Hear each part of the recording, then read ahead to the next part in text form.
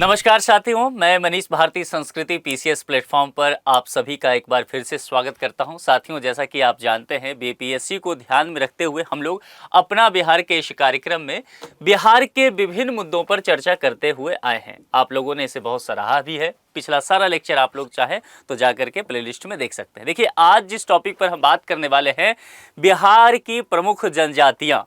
और अगर मैं बीपीएससी के लिहाज से इस टॉपिक की महत्ता आपको बताऊं तो आप इसे सबसे महत्वपूर्ण विषय वस्तु में रख सकते हैं। क्यों? क्योंकि देखिए, ये जो शेड्यूल ट्राइब की बात किया गया है, जनजातियों की बात की गई है, दरअसल ये है बहुत छोटा टॉपिक। आपको भी मैं बताऊंगा, आप देखेंगे 10 मिनट में आपको चीजें पता चल जाएगा।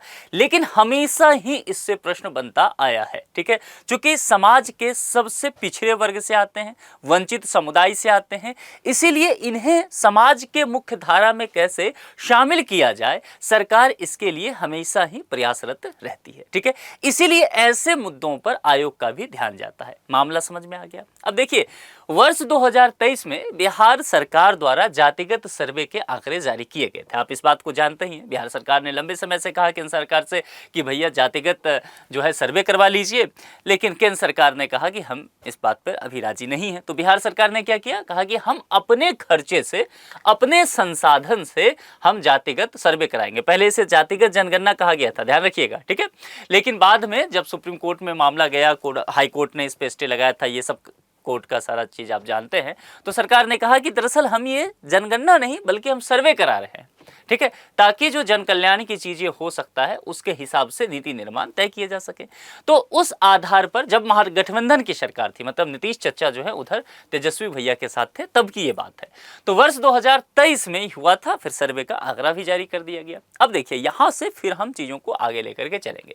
इसे जातिगत सर्वे के अनुसार बिहार में अगर देखेंगे जो कुल आबादी है उसका हम यहां से निकालने की कोशिश करेंगे कि जनजातीय समुदाय कितने हैं। तो बिहार के जितनी भी आबादी है, उस आबादी में ये जो वर्ष 2023 का जातिगत सर्वे है, वह कहता है कि ये जो शेड्यूल ट्राइब हैं, ये जो एसटी समुदाय है ना, हम बोलते हैं ना एससी एसटी, तो एससी नहीं, हमें एसटी पे जाना है, शेड्यूल ट्राइब पे जाना है।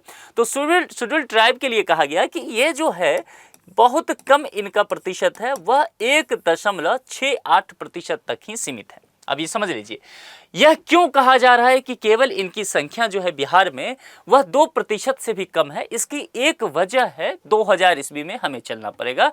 2000 ईस्वी में क्या होता है कि बिहार का विभाजन हो जाता है। दक्षिणी बिहार का हिस्सा, यानी कि जो आज का झारखंड है, वह अलग हो जाता है। अब आप कहेंगे इसमें क्या राज छुपा हुआ है? देखिए, इसमें राज ये छुपा है कि जब आप झारखंड की स्टडी करेंगे, बहुत सारे लोग जो है जेपीएससी का एग्जाम भी देते होंगे झारखंड का, तो जब उसमें आप स्टडी करेंगे, आप वहां की सामाजिक व्यवस्था जब पढ़ेंगे झारखंड का, तो आप देख पाएंगे कि उसमें ज्यादातर मुद्दे जो हैं वह जनजातीय समुदाय से आपको पढ़ना पड़ेगा। यानी कि जो जनजातीय आबादी है वो दक्षिणी बिहार में पहले रहा करते था, अभी भी वही है। अब वो कट करके विभाजन में झारखंड में चला गया। तो जो एसटी समुदाय है, आदिवासी समुदाय है, वो सभी झारखंड में अधिकांशतः चले गए। कुछ हिस्सा जो आपको नजर आएगा वह भी दक्षिणी बिहार में आप ज्यादा देखने को मिलेंगे। ये जनजातीय समुदाय भी मैं आपसे बता दूंगा, जैसे कि आपको रोहतास में मिल जाएगा, गया में, आपको मुंगेर में, जमुई में, बांका में, नवादा में, है ना, औरंगाबाद में, कैमूर में, रोहतास में, यही कुछ डिस्ट्रिक्ट है जहां पर आपको कुछ जनजातीय समुदाय दिखेंगे, बाकी जगह नहीं। हाँ, पहाड़ी कुछ दिख जाएगा, जो चंपारण वगैरह में थोड़ा सा आंकड़ा वो बताऊंगा। लेकिन अगर मैं आपसे पूछूं कि भैया आप मुझे बता दो कि जो एसटी समुदाय है, अगर आप में से कोई दरभंगा के रहने वाले हैं तो मुझे बताइए, क्या एसटी समुदाय दरभंगा में ज्यादा देखे जाते हैं? आप खुद देखिएगा, आपको नहीं पाएंगे। जो लोग मधुबनी के रहने वाले हैं, समस्तीपुर के रहने वाले हैं, वैशाली के रहने वाले हैं, कटिहार, किशनगंज, पूर्णिया, शेखपुरा, बेगूसराय, आप मुझे बताइए क्या यहाँ पर आपको जनजातीय समुदाय देखने को मिलेगा? नहीं मिलेगा। नगन मतलब मिलेगा भी तो बहुत। एक तो यहाँ पर ही पूरे राज्य का आंकड़ा कहा जा रहा है 1.68% है। अब इसमें भी इन डिस्ट्रिक्ट में देखेंगे, यानी कि जो उत्तरी भाग है, मिथिला वाला भाग है, वहां आपको नहीं देखने को मिलेगा। पटना के इर्द गिर्द जो है वहां भी नहीं। मगध के जब आप नीचे एकदम दक्षिणी हिस्से में आ जाएंगे, एकदम जो छोटा नागपुर का और कैमूर की पहाड़ियों से टच होता हुआ जो डिस्ट्रिक्ट है, वहां पर आपको कुछ जनजातीय समुदाय दिखेगा। यह मामला समझ में आ गया।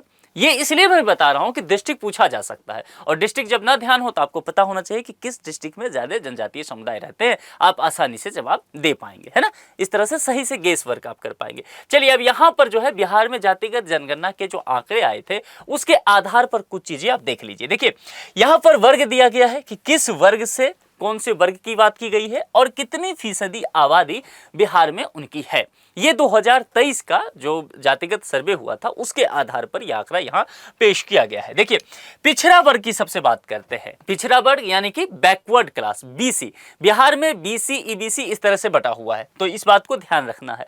राष्ट्रीय स्तर पर बात करेंगे तो आपको यही ओबीसी देखने को मिलेगा। ओबीसी का क्या फुल फॉर्म होता है मुझे कमेंट बॉक्स में लिख के बताइए, ठीक है। मैं उम्मीद करता हूं आप लोग ये चीज जान रहे होंगे। ये राष्ट्रीय स्तर पर आपको देखने को मिलेगा। बिहार में इसमें भी और वर्गीकरण कर दिया गया। जब नीतीश कुमार मुख्यमंत्री बने तो इन्होंने कहा कि हम जल कल्याण के लिए थोड़ा सा और वर्गीकरण करना चाहते हैं, तो ठीक है भैया, अच्छी बात है।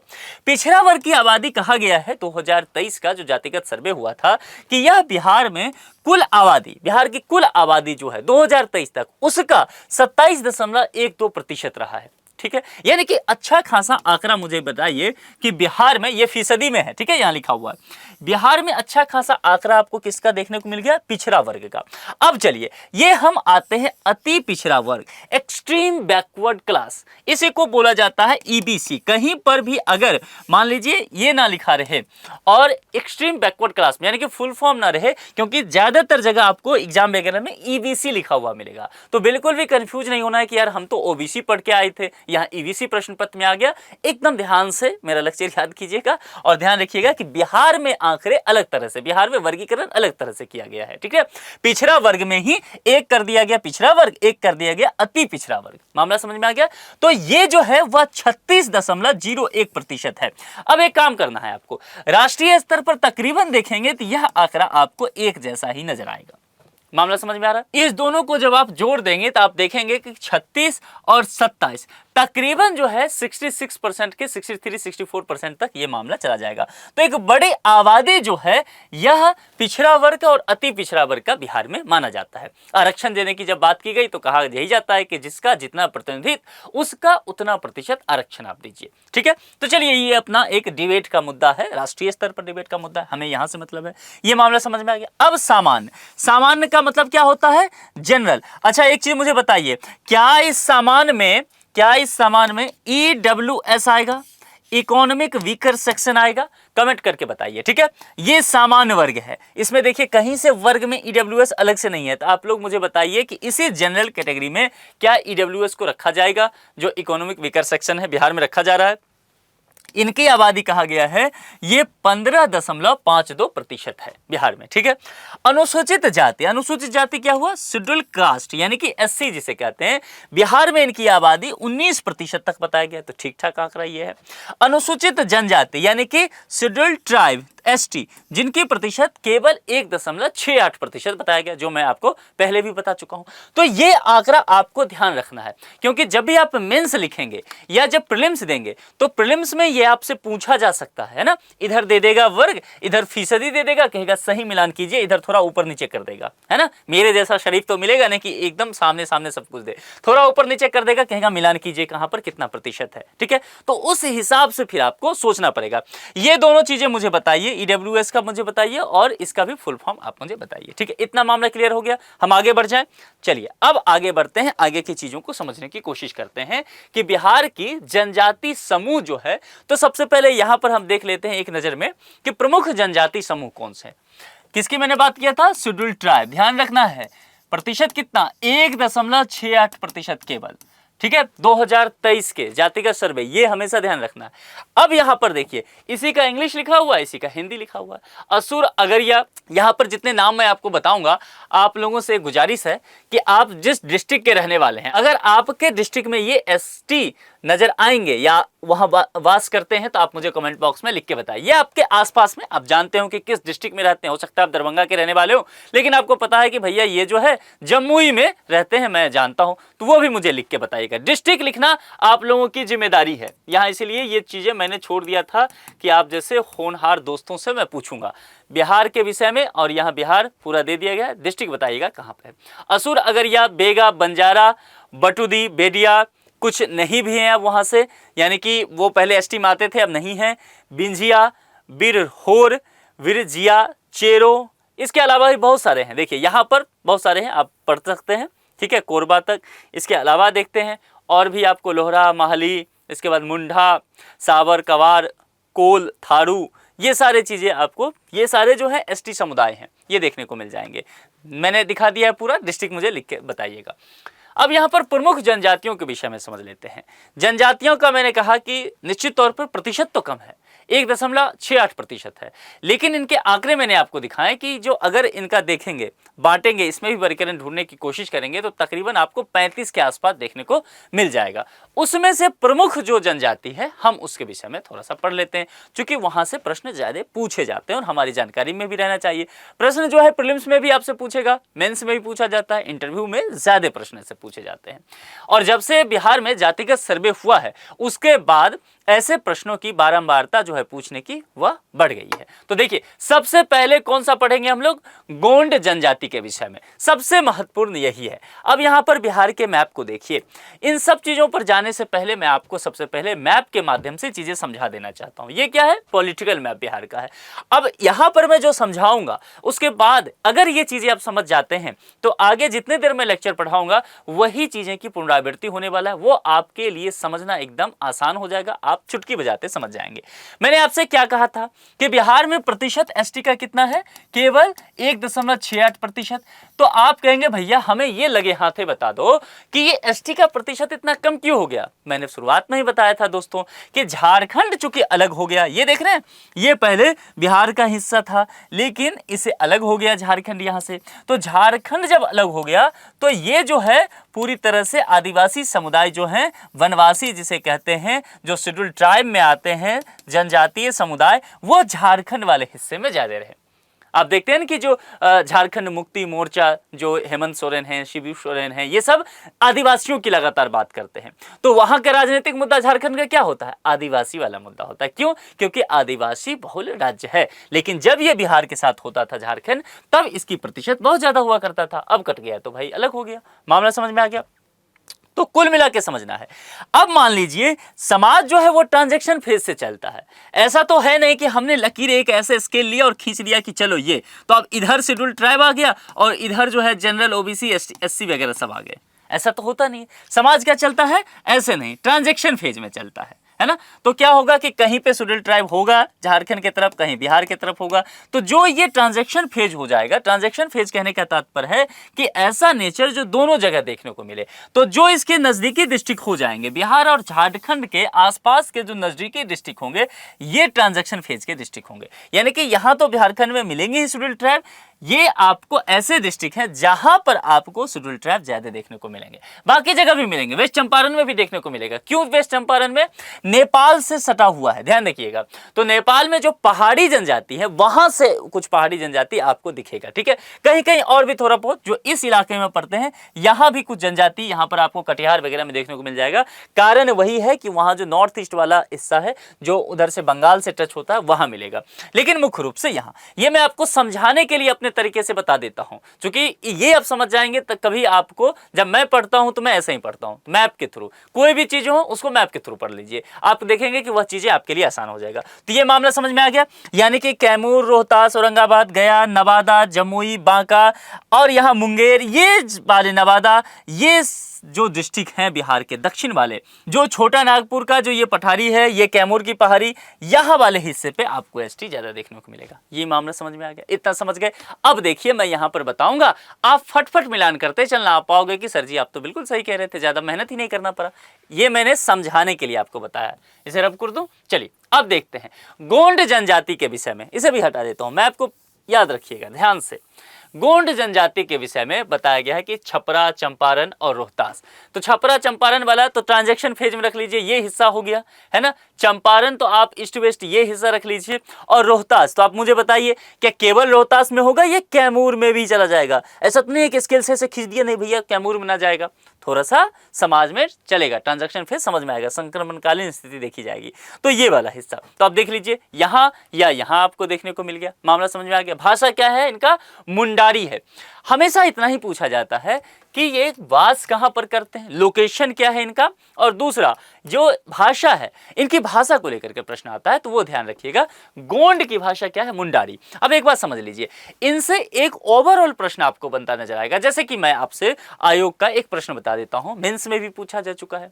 तो मेंस में अगर आएगा कि बिहार सरकार को गोंड जाति के सामाजिक उत्थान के लिए क्या कार्य करने चाहिए, ऐसे 5 कार्य बताएं जिससे यह जनजाति समुदाय समाज की मुख्य धारा में शामिल हो जाए, है ना। टिप्पणी कीजिए या 5 कारण जो भी आपसे पूछ ले ऐसा करके, ये मेंस का क्वेश्चन है, ठीक है। अब देखिए, आप कहेंगे यार गोंड जनजाति के विषय में क्या 5 कारण हो सकता है, ये तो पढ़ा ही नहीं था, हमने जनजाति वाला पढ़ लिया था। कुछ नहीं, गोंड के जगह पे खोंड भी पूछा जा सकता है, कुछ और पूछा जा सकता है, इसके अलावा आपसे बेडिया पूछा जा सकता है, उड़ाव पूछा जा सकता है, ध्यान ही नहीं देना है।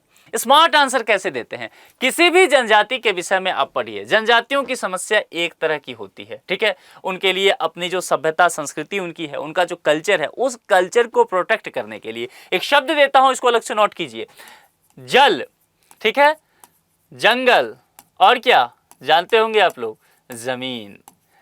एक जो ये 3 वर्ड कहा जाता है, इसके इर्द गिर्द जो जनजातीय समुदाय हैं उनका समाज घूमते हुए नजर आता है। जब सामाजिक चीजों का आप सोशल जस्टिस का स्टडी करेंगे, इंडियन सोसाइटी का, इंडियन कल्चर का स्टडी करेंगे, तब आप इन सब चीजों को समझ पाएंगे, ठीक है। वो सारी चीजें मैंने आपके लिए कर लिया, मैं यहां बता देता हूं।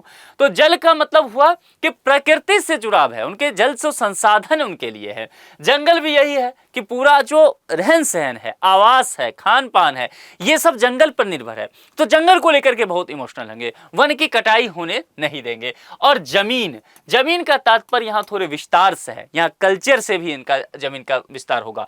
और जो जिस जगह पर, जिस एरिया में रहते हैं, ये नहीं चाहेंगे कि बाहरी लोग वहां पर आ जाए, क्योंकि बाहरी लोग आएंगे फिर क्या होगा, निर्जातीय संघर्ष होगा। इनका जो कल्चर है वो कल्चर वो खत्म करने की कोशिश करेंगे।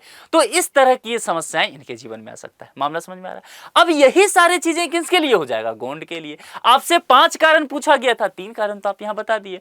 बताइए उसके बाद कि क्या क्या नीति निर्माण किया गया है, कुछ पॉलिसी मेकिंग की चीजें बताइए जो बिहार सरकार हाल फिलहाल में कर रही हो, जो भारत सरकार हाल फिलहाल में योजना लेकर के आई हो। वित्तीय समावेशन की बहुत ज्यादा आवश्यकता है, तो बैंकिंग कैसे यहां तक पहुंच रहा है ये बताइए। बिजली वगैरह का रिसोर्सेज कैसे यहां तक पहुंचाया जा रहा है इनके समाज तक, ये बताइए। अब ये जो आपको मैंने 5-10 चीजें गिना दिया, ये कोई भी जनजाति आपसे पूछा जाए, आंख मूंद के लिखिए धूमधाम से, कोई दिक्कत है ही नहीं। अब देखिए, एक आंसर आपने तैयार किया, हर जगह उसको फिट कर रहे हैं, इसको कहते हैं स्मार्ट स्टडी। हार्ड वर्क के साथ साथ स्मार्ट वर्क करना आवश्यक है, कम मेहनत में अच्छा रिजल्ट आप ले जाएंगे। मामला समझ में आ गया। डिस्ट्रिक्ट मैंने बता ही दिया, तो ध्यान रखिएगा। ना ध्यान हो गोंड जनजाति, तो मान लीजिए आपको मैंने कहा रोहतास, रोहतास ना ध्यान में, कैमूर लिख दीजिएगा। मेंस में कोई दिक्कत नहीं होगा आपको कैमूर लिखने में, क्यों, मैंने पहले ही बताया था कि एकदम स्केल से बाउंड्री नहीं खींच सकते, आसपास में ये रहेगा, तो कोई दिक्कत आपको नहीं मिलेगा, आपको पेनल्टी में मार्क्स नहीं कटेंगे। अब चलिए खोंड जनजाति के विषय में पढ़ते हैं। जिला कहां है, भोजपुर और रोहतास। अब देखिए फिर से मामला जो है इसी एरिया में जाकर के फंस गया, ठीक है, भोजपुर रोहतास, तो यही वाला एरिया पर जाता है। भाषा क्या है, स्थानीय सदानी, और यह कृषि कार्यों में मजदूरी करने वाले जनजाति हैं। जनजातीय समुदाय के विषय में कहा जाता है कि जनरली बिहार में जो जनजातीय समुदाय हैं, जो लोग मिथिला के हिस्से के होंगे, दरभंगा के होंगे, मुजफ्फरपुर, वैशाली, समस्तीपुर, सहरसा, मधेपुरा, वहाँ सुपौल, कटिहार, पूर्णिया, इधर इन हिस्से के लोगों को जनजातीय समुदाय ज़्यादातर देखने को नहीं मिलता है। लेकिन आप लोग अगर इन सभी डिस्ट्रिक्ट के हैं, पटना के ऊपर गंगा नदी जो प्रवाहित हो रही है, गंगा नदी के ऊपर के हो गए, ठीक है, उत्तर के तरफ, तो एक बात मैं आपको कहूँगा, आप देखिएगा, आपके यहाँ जो जनजातीय समुदाय मिलते होंगे, आप देखते होंगे आपके गाँव में, शहर में कोई सरकारी जमीन पड़ती पड़ा हो, आप देखते होंगे कुछ लोग आते होंगे, तंबू गाड़ के कुछ दिन रहते होंगे, महीना 2 महीना रह गए। स्कूल के आसपास सरकारी स्कूल है, तो पहले तो बिहार में बड़ा दिक्कत था, सरकारी स्कूल खाली रहता था, उसमें घुस के रहते थे, जो खंडर बिल्डिंग होता था। आजकल पढ़ाई वगैरह होता है, थोड़ा व्यवस्था ठीक हुआ है, तो सरकारी स्कूल के आसपास का जो प्रति भूमि होगा, सामुदायिक भवन होगा, पंचायत भवन के आसपास का भूमि होगा, कोई फील्ड ऐसा ही पड़ा हुआ है खेल का, या प्रति किसी का भूमि पड़ा है, देखेंगे वो सब आएंगे जानवर के साथ, थोड़े दिन रहेंगे वहां पर, फिर वहां से फिर सारा कुछ तंबू वगैरह उखाड़ के चले जाएंगे। खाना बदोश कहने का तात्पर्य हुआ कि जहां तक उन्हें लगा कि इस एरिया में चलते हैं, कुछ दिन खाना पीना मिल जाएगा, वहां रहेंगे, वहां का संसाधन खत्म, वहां से तंबू उखाड़ के दूसरे जगह चले जाएंगे। यह जो एक्सपीरियंस है, यह अनुभव जो है इस एरिया के लोग ज्यादा करते होंगे। मैं ये नहीं कह रहा हूं कि इस एरिया के लोग ये अनुभव नहीं कर रहे हैं, दक्षिण में मगध वाले भी कर रहे हैं, भोजपुर वाले भी कर रहे हैं, लेकिन ये जो गंगा के उस पार के जो भोजपुर बेल्ट के और मिथिला बेल्ट के पूरा जो है, इन लोगों को ज्यादा इस तरह के जो है जनजातीय समुदाय से ज्यादा संपर्क होता होगा। ठीक है, आपके गांव घर में कभी ऐसे आए हैं, आपने लोग देखा है तो मुझे कमेंट करके बताइए। अब देखिए, ये जो है कृषि कार्यों में मजदूरी करने वाले जनजाति है। अब एक बात ध्यान दीजिएगा, जो ये खाना बदोश वाले होंगे, तो मुझे एक बात बताइए, क्या खाना बदोश वाले जनजाति जो होंगे वह कृषि कार्य में ज्यादा इन्वॉल्व होंगे? सोच के बताइए। नहीं होंगे। क्यों नहीं होंगे? कृषि कार्य में ज्यादा इन्वॉल्व वो होंगे जहां जिनका निवास स्थान जो है एक जगह स्थिर रहता है, तभी तो वहां के भाई, इनके पास खेती तो होगा नहीं। बिहार में ऐसे भी बहुत बड़ी आबादी है जिनके पास अपना जमीन नहीं है, खेती नहीं है उनके पास। ठीक है, वो दूसरे के खेतों में जाके काम करते हैं, पट्टे पे खेती लेते हैं ना, ठीका बटैया जो बिहार में वर्ड यूज होता है, मैं वहाँ की स्थानीय भाषा में कह रहा हूँ, जो भोजपुरी मैथिली मेघी भाषा में इस्तेमाल होता है, बताए बटैया पे दे दिलिए खेती, है ना, या ठीका पर। तो कहने का तात्पर्य है कि ये फिर जाकर के ठीका बटैया में करेंगे खेती। ठीक है, तो अपना खेती नहीं होगा, तो जाहिर सी बात है अगर खाना बदोश होंगे तो कृषि कार्य तो जाकर के कर नहीं पाएंगे, फिर मांग चांग के इधर उधर से खाएंगे, थोड़ा बहुत कोई रोजगार कर लेंगे, मजदूरी कर लेंगे। लेकिन कृषि कार्य में मजदूरी करने वाले अगर जनजाति होगा तो ध्यान रखिएगा, वह जनजाति एक जगह स्थिर रहेगा। फिर मामला समझ में आ रहा है? तो अगर ये जिला भोजपुर और रोहतास है, तो भोजपुर और रोहतास के एरिया में खोंड जनजाति जो है आपको स्थिर रूप से स्थायी निवास के तौर पर देखे जाएंगे। ठीक है, इसका मतलब ये कतई नहीं है कि ये खाना बदोश नहीं है, घूम फिर नहीं करते, ये भी करते हैं, लेकिन अधिकांशतः प्रवृत्ति इनकी ऐसी देखी जाएगी। ये मामला समझ में आ गया? बस ये डिफरेंट आपको करना है, क्योंकि मेंस में ये पूछा जा सकता है, ये डिफरेंस बस आपसे पूछा जाएगा। अब चलिए हम बेड़िया जनजाति की बात करते हैं, तो बेड़िया जनजाति का सबसे पहले जिला देख लेते हैं। देखिए, यह बेड़िया जनजाति आपको दक्षिण बिहार के इस हिस्से में मत आइएगा, यह जो ये पूर्वी वाला हिस्सा, पश्चिमी वाला, इधर मत आइए, आप इसको मुंगेर पे चलिए। ठीक है, और मुंगेर का ये जो हिस्सा है, यहाँ पर अधिकांशतः ये पाए जाते हैं, स्थानीय भाषा का ये प्रयोग करते हैं वहाँ पर। और स्थानीय भाषा में देखेंगे तो मुंगेर में अधिकांशतः जगह पर मैथिली ही प्रयोग में आता है। ठीक है, तो मैथिली का अपभ्रंश कह सकते हैं, क्योंकि मूल यहाँ पर मैथिली भाषा यहाँ पे, और ये कट छड़ करके यहाँ पर पहुँच जाता है, जो बेगूसराय, मुंगेर, लखीसराय, जमुई, बांका, भागलपुर, ये वाला जो हिस्सा पर जाता है, इस एरिया में इसका अपभ्रंश बोला जाता है, ध्यान रखिएगा। लेकिन अगर हाँ आपसे एग्जाम में पूछा जाए तो आप धूमधाम से मैथिली लिख सकते हैं, कोई दिक्कत नहीं है। तो ये स्थानीय भाषा में ये हो गया। अब उड़ाव जनजाति की बात करेंगे तो फिर से आपको कहाँ चलना पड़ेगा? वही रोहतास वाले हिस्से में। तो मुझे बताइए, रोहतास के साथ कैमूर आ जाएगा ना, थोड़ा भोजपुर का इलाका आएगा ना, मुख्यतः रोहतास डिस्ट्रिक्ट में और उसके आसपास हो सकता है। दूसरी बात, बिहार की राजधानी पटना में भी इनका अधिकांशतः जो है आबादी देखा जाएगा। ये दोनों भी इंपॉर्टेंट है, ध्यान रखिएगा। उसके बाद संथाल, संथाल सबसे महत्वपूर्ण है, स्टार लगाइए इस पर। ठीक है, चूंकि इस पर प्रश्न आते रहे हैं, फिर आ सकता है। और संथाल जो है, मैं यहां लिख देता हूं, प्रीलिम्स के हिसाब से और मेंस के हिसाब से दोनों ही नजरिए से संथाल महत्वपूर्ण है। आप पीवाई की देखिए, प्रीवियस ईयर क्वेश्चन आपको दिख जाएगा ये चीजें। देखिए, इसके लिए डिस्ट्रिक्ट सबसे इंपॉर्टेंट है, लोकेशन पूछा जाता रहा है। लोकेशन में आप देखिए, एक नजर देखिए, कहाँ है पूर्णिया, कहाँ है भागलपुर, कहाँ है सहरसा। वेट कीजिए, मैंने आपको क्या कहा था कि आपको जो ये जनजाति दिखेंगे वह बिहार के दक्षिणी वाले हिस्से में, झारखंड से टच वाले हिस्से में दिखेंगे। ये तीनों डिस्ट्रिक्ट देख के बताइए मुझे। ऐसे ही क्यों मैं कहा कि संथाल ज्यादा पूछा जाता है? कारण देखिए यहाँ पर, क्या पूर्णिया मगध में पड़ता है? क्या पूर्णिया का लोकेशन क्या ये झारखंड के सीमा रेखा से टच कर रहा है? नहीं ना। क्या भागलपुर वहां पर रहा है? नहीं, थोड़ा सा एरिया पड़ेगा पर ज्यादा नहीं। सहरसा नहीं। ये तीनों कहां के एरिया हैं? ये तीनों डिस्ट्रिक्ट कहां का है? बिहार को समझना अपने आप में एक अलग प्रक्रिया है। ये तीनों जो है मिथिला क्षेत्र से आएंगे। बिहार का मैंने जब बताया था पॉलिटिकल मैप आपको समझाया था भूभाग, तो मैंने स्पष्ट तौर पे बताया था कि यहाँ पर ये वाला हिस्सा पूरा इधर से इधर वाला देखेंगे, यहाँ से तकरीबन ये वाला हिस्सा पूरा आपको मिथिला नजर आएगा। ये वाला कुछ हिस्सा संक्रमणकालीन एरिया ले लीजिए कुछ, ये भोजपुर और 6-7 डिस्ट्रिक्ट यहाँ पर मगध नजर आएगा। ये हमेशा ध्यान रखिएगा, नहीं तो बिहार में आप गलती करेंगे। ठीक है, तो आप देखिए ये तीनों डिस्ट्रिक्ट कहाँ पर पड़ रहा है? मिथिला। देखिए ये हिस्सा पूर्णिया यहाँ पर लिखा हुआ है, तो पूर्णिया कहाँ पर पड़ जाता है? ये रहा पूर्णिया। ठीक है, सीमांचल वाला हिस्सा जो कहते हैं, कोसी बेल्ट है ना, ये वाला, तो पूर्णिया आपको यहां दिख जाएगा। उसके बाद बताइए कौन सा डिस्ट्रिक्ट है, भागलपुर। अब देखिए भागलपुर भी यहां आपको दिख गया एकदम गंगा के पास। इसके बाद क्या है, सहरसा। सहरसा जो है आपको यहां पर, सहरसा सुपौल देखिए यहां पर होगा, ये सहरसा दरभंगा के आसपास। देखिए ये मिथिला वाला एरिया आ गया ना, अब समझ में आया।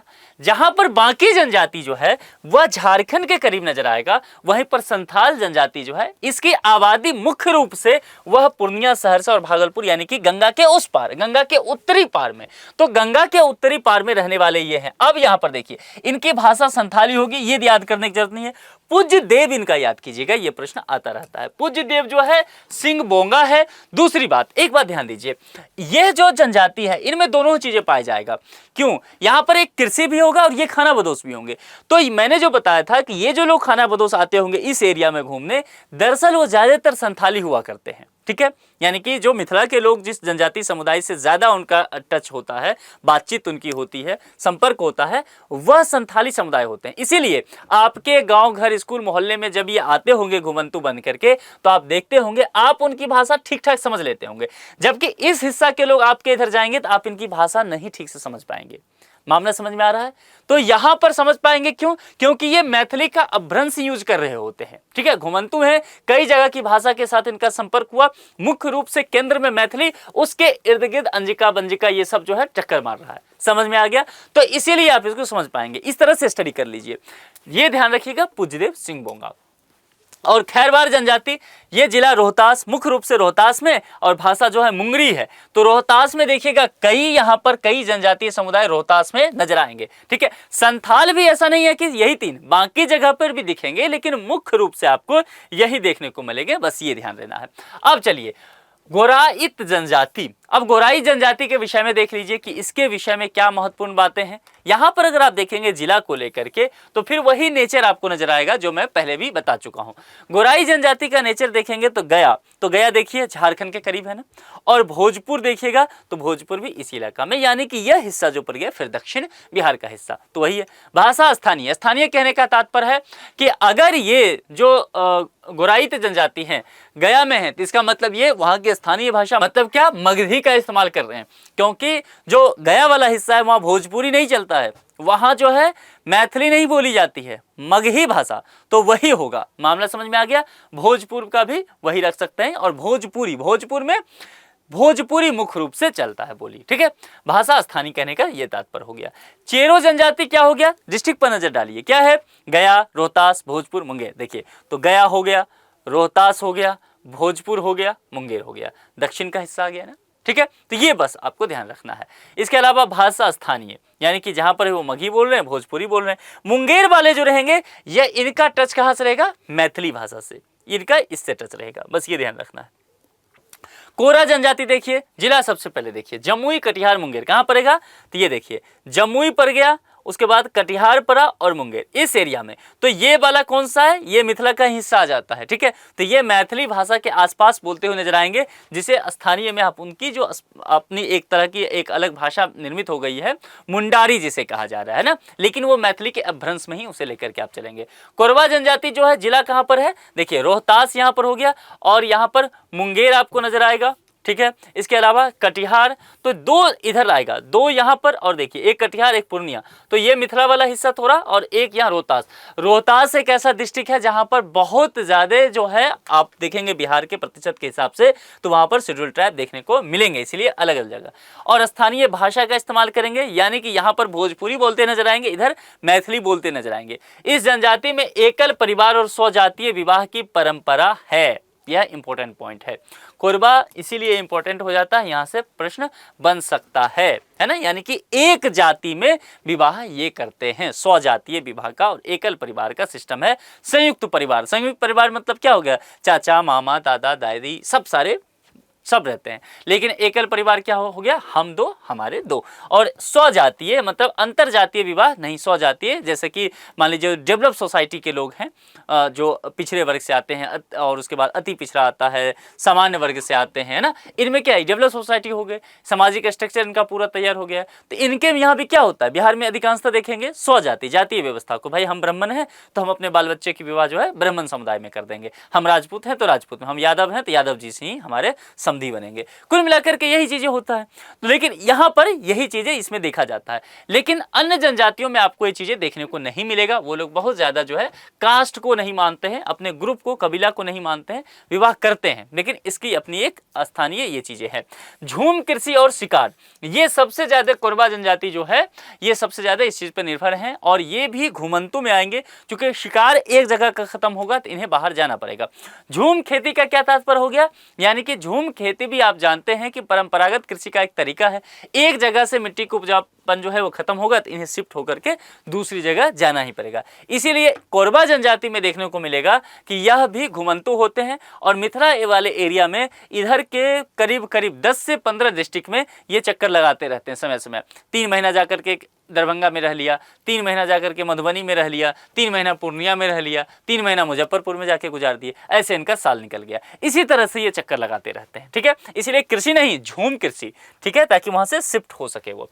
मुंडा जनजाति, अगेन सबसे इंपॉर्टेंट, मुंडा जनजाति, संथाल के बाद मुंडा मैं उस पर रखूंगा। तो मुंडा जो है बक्सर और रोहतास में आपको नजर आएंगे, ये वाला पूरा हिस्सा इनका मिलेगा। भाषा मुंडारी, और ये ध्यान दीजिएगा सर्वोच्च देवता सिंह बोंगा, ठीक है। तो यह आपको इंपॉर्टेंट यहां पर हो जाएगा। आगे कुल मिलाकर के जो इतने प्रमुख जनजाति हैं इसके विषय में आप ध्यान रखिएगा। ये कुछ प्रमुख था, इसके अलावा भी पूछे जा सकते हैं। मैं ये नहीं कह रहा हूं कि नहीं पूछे जाएंगे, मैंने जितना बता दिया उतना ही। लेकिन हाँ, ये जो तकरीबन 10 मैंने आपको बताया सबसे इंपॉर्टेंट है, और उसमें भी संथाल वाला जो है, मुंडा जो है, इस पर थोड़ा नजर रखिएगा क्योंकि यहाँ से प्रश्न बनते आए हैं। तो आप लोग को लेक्चर कैसा लगा कमेंट बॉक्स में लिख करके बताइए। कुछ सवाल मैंने इसमें पूछे हैं वह सब बताइए। आप जिस डिस्ट्रिक्ट से आते हैं वहाँ पर कौन से आपको जो शेड्यूल्ड ट्राइब मिलते हैं, उनके साथ कैसा आपका संपर्क होता है, क्या आपने कभी बातचीत किया है, उस समाज की क्या समस्याएं हैं उसको जानने की कोशिश किया है, कैसे वो मुख्य धारा में आ सकते हैं। आप एक सिविल सर्विसेज के एस्पिरेंट हैं तो आपको ये सब चीजें सोचना चाहिए। उस विषय में भी कमेंट पर आप लिख करके मुझे बताइए। आज के लेक्चर में इतना ही रखते हैं। अपना बेहद ख्याल रखिए। बहुत बहुत शुक्रिया।